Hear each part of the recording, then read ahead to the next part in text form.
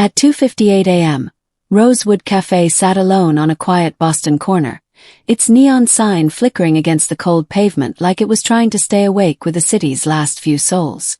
Inside, Mara Ellis wiped down the counter for the third time, chasing the silence that always settled right before dawn. Then the door burst open. A man stumbled in, dress shirt untucked, tie crooked, eyes wide with the kind of panic people usually hide. Ethan Marshall, a CEO known for never losing control, clutched his laptop to his chest as if it were the final piece of his life still holding together.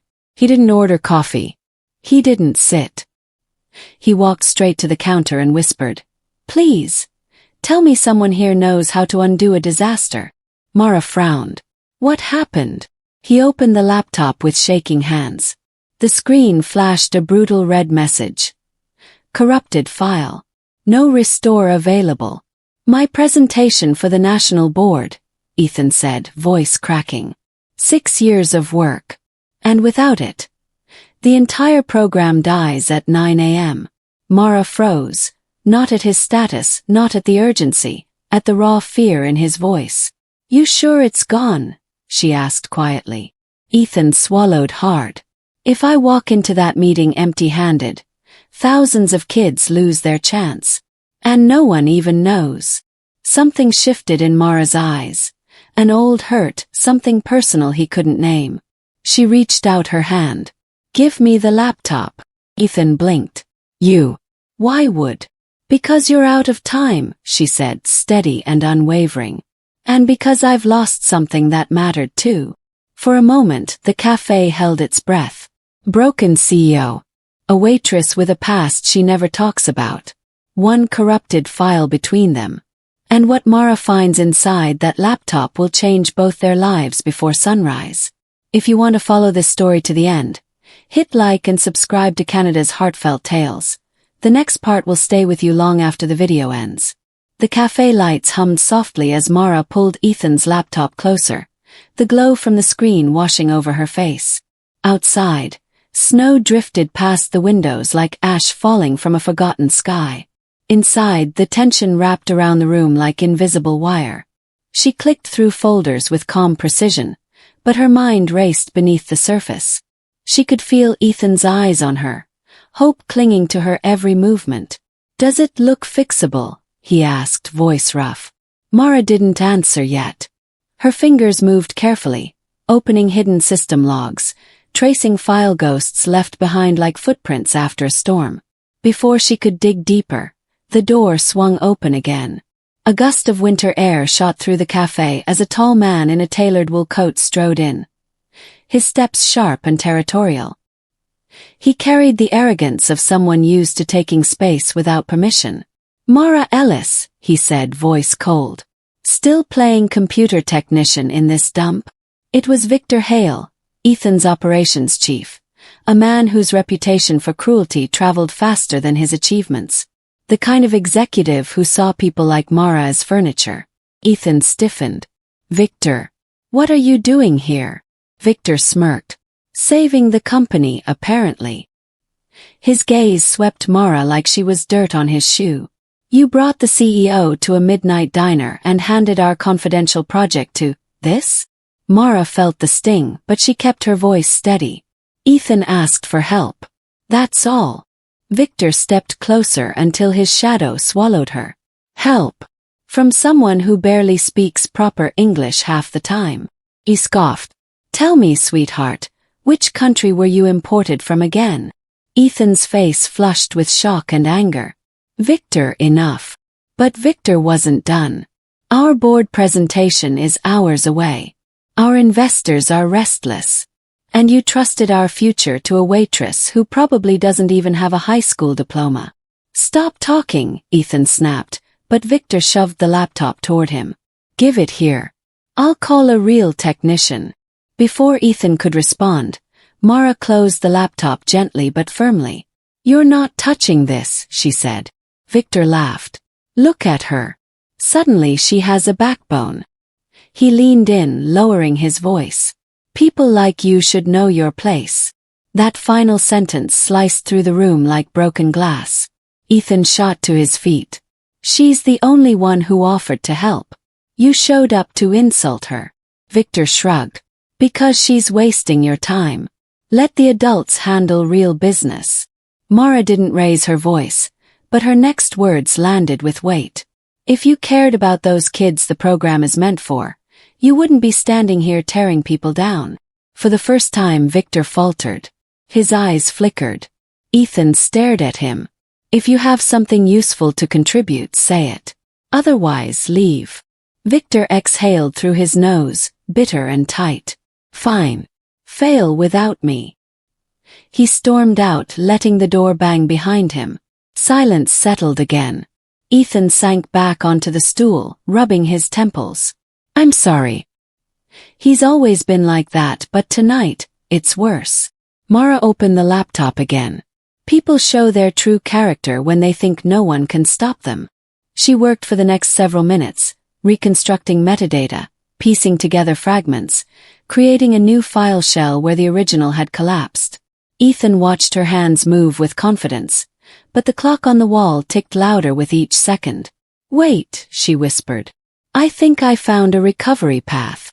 She typed a sequence, paused, and hit enter. The screen flickered.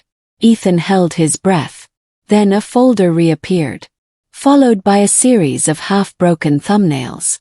And finally the main file. It wasn't perfect, but it existed again. Ethan nearly collapsed. How did you? Skill, she said softly. And a little stubbornness. He laughed through the remnants of tears. I owe you more than I can ever repay. Before he could say more, the door opened again, but this time it was a different figure. An older black woman, bundled in a thick coat, waving her phone in confusion. Ma'am. Mara stepped toward her. You okay? The woman nodded shakily. I got a message from my son. He said some man named Victor called me by mistake. He said if the dyslexia program fails today, my boys' support classes will be cut next month. Her lips trembled. Is that true? Ethan's stomach dropped. What? That program is supposed to help kids like your son, not hurt them. The woman whispered. He said it would be better to drop the program entirely than take advice from people of. She pressed her lips shut. The rest didn't need saying. Mara felt heat rise behind her ribs. He told you that. She nodded. Ethan clenched his jaw. He's trying to sabotage us. And he thought you wouldn't tell anyone. The woman looked helpless. Mara gently placed her hands over hers. Your son will not lose his support. I promise.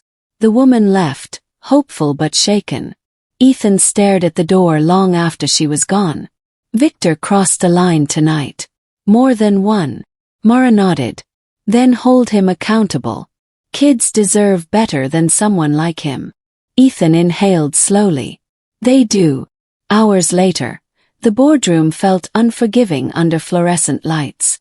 Ethan stood at the front with a half-recovered presentation, knowing it wasn't the same, but also knowing he had something stronger than data. Mara waited outside the room, hands clasped tightly, listening through the small crack in the door. Inside, Ethan began. This project isn't just software, he said. It's a lifeline for children who've been ignored. He went page by page, intermittent glitches revealing where files had been corrupted.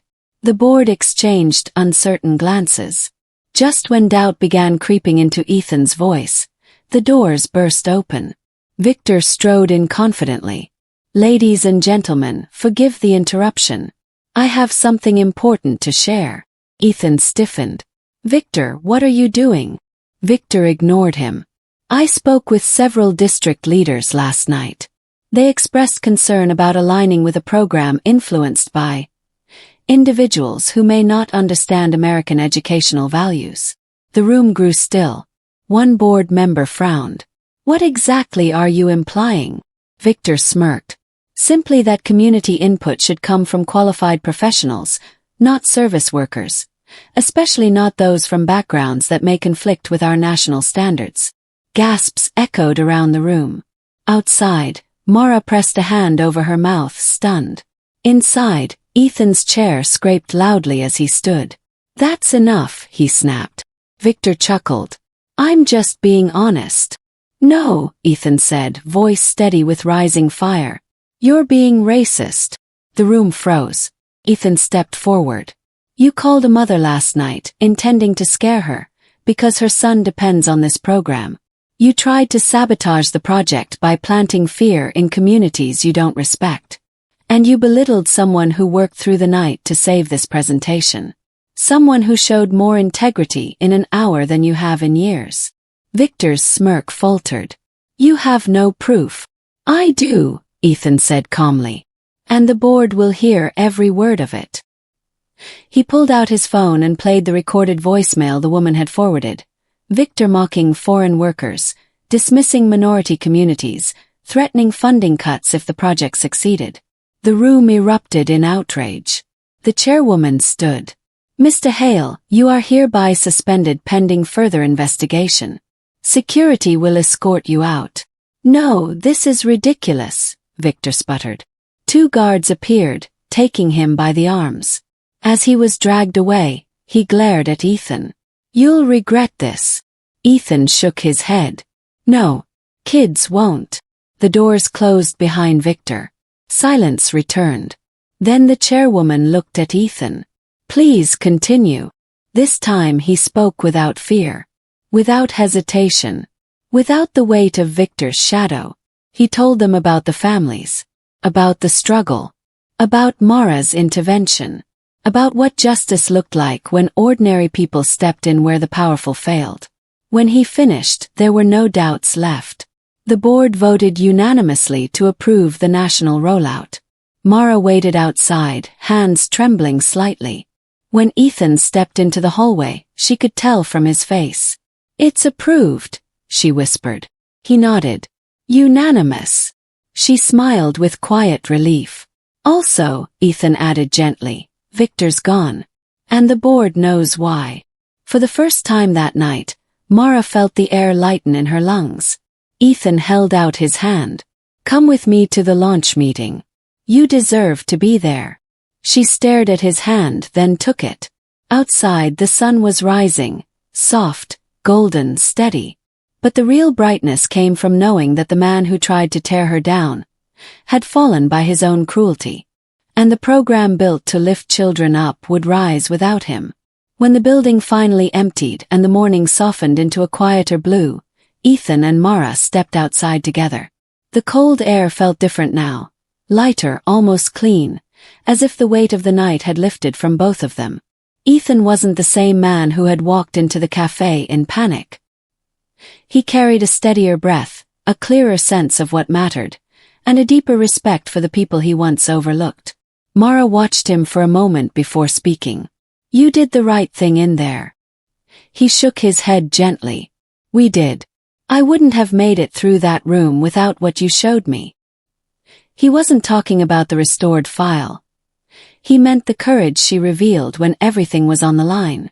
Across the street, children rushed toward a school entrance, backpacks bouncing, laughter rising in the cold. One boy paused and looked back at them, as if sensing the quiet shift in the world. Just a small moment, but enough to remind them both why this fight mattered. Mara smiled. That's who we did it for. Ethan nodded. And we're just getting started. They stood there as the sun climbed higher, turning the frost on the sidewalk into a thin shimmer, like a promise that truth, when spoken out loud, could still change everything. If this story moved you, please like, share, and help Canada's Heartfelt Tales grow by subscribing. Your support keeps these stories alive.